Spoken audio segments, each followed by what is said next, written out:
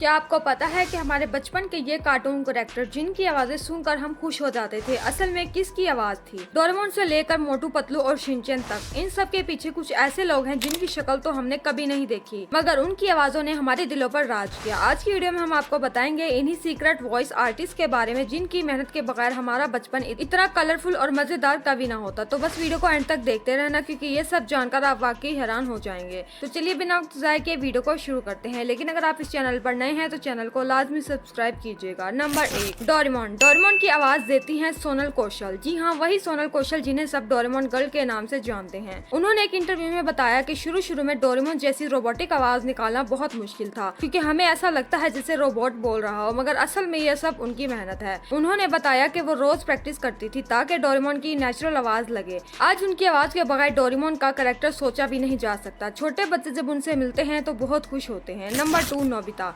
Nobita की आवाज देती हैं सिमरन कौर। नोबिता का कैरेक्टर हमेशा रोता रहता है, हमेशा कंप्लेन करता रहता है, और उसके लिए सिमरन कौर को अक्सर इमोशनल एक्सप्रेशंस देने पड़ते थे। उन्होंने बताया कि नोबिता की आवाज निकालना बहुत डेलिकेट काम है, क्योंकि इसमें सॉफ्टनेस भी है और चाइल्डिश इनोसेंस भी। सिमरन कहती है कि नोबिता का कैरेक्टर उनका फेवरेट है, क्योंकि वो उनकी आवाज में अपना बचपन फील करती है। जब भी नोबिता रोते हुए बोलता है डोरेमोन, तो समझ लेंगे सिमरन कौर ही होती है। Number 3, Shinchan. शिनचैन की नोटी आवाज देती है आकांक्षा शर्मा। शिनचैन का कैरेक्टर बहुत ही नोटी, फनी और क्रेजी है। आकांक्षा शर्मा ने बताया कि पहले जब उन्हें इस कार्टून की डबिंग मिली तो उन्हें समझ नहीं आ रहा था कि एक लड़के की नोटी आवाज कैसे निकाले, मगर आहिस्ता आहिस्ता उन्होंने अपनी आवाज को मोड़कर बिल्कुल वही आवाज निकाली, जिसे आज हम सुनकर हंस कर पागल हो जाते हैं। इनके इस टैलेंट ने उन्हें इंडिया की फेवरेट डबिंग आर्टिस्ट बना दिया। नंबर 4, छोटा भीम। छोटा भीम की आवाज भी सोनल कौशल ही देती है। जी हाँ, डोरेमोन की आवाज देने के साथ साथ उन्होंने छोटा भीम को भी अपनी आवाज दी। उन्होंने बताया कि छोटा भीम की आवाज निकालने के लिए उन्हें स्ट्रॉन्ग और क्यूट टोन रखनी पड़ती थी, क्योंकि भीम एक हीरो भी है और एक बच्चा भी। सोनल कहती हैं कि भीम का कैरेक्टर करना उनके लिए बहुत प्राउड की बात है। हर बच्चा उसे अपना हीरो मानता है। उनकी आवाज के बिना छोटा भीम कभी भी पावरफुल नहीं लगता। नंबर 5, मोटू पतलू। मोटू पतलू के मोटू की आवाज देते हैं सौरभ चक्रवर्ती। मोटू का कैरेक्टर एक फनी और देसी आदमी का है, जो समोसे खा कर प्रॉब्लम्स में फंस जाता है। सौरभ चक्रवर्ती की आवाज ने मोटू को एकदम रियल लाइफ का कैरेक्टर बना दिया। उनकी फनी और पावरफुल आवाज बच्चों को बहुत पसंद है।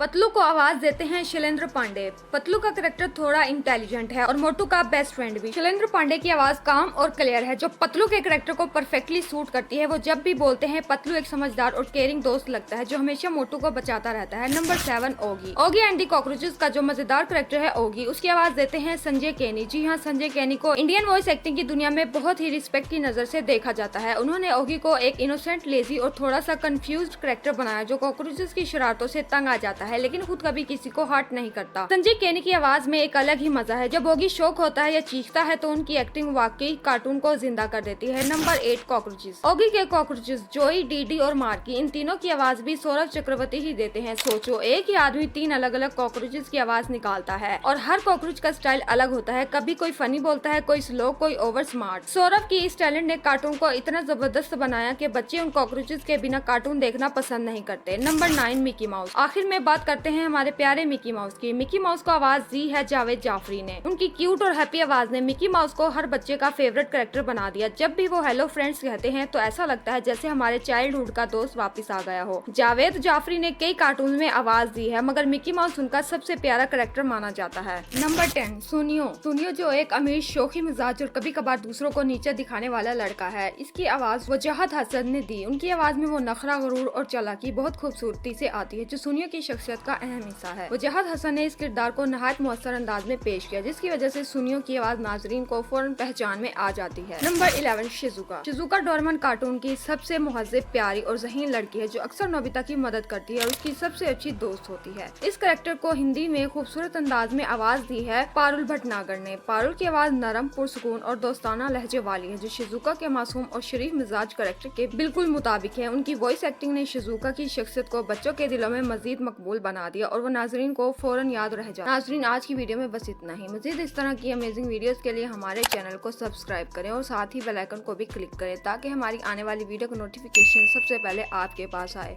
और कमेंट सेक्शन में लाजमी बताइएगा कि आपको इन तमाम कैरेक्टर में से सबसे पसंदीदा कैरेक्टर कौन सा है।